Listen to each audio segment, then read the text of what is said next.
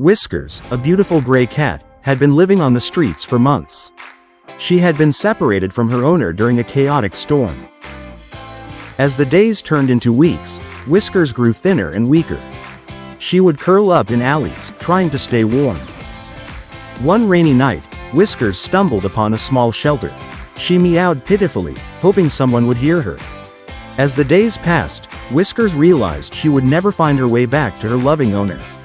She missed the warmth of their home.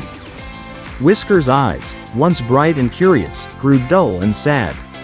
The stranger couldn't replace the love she once knew.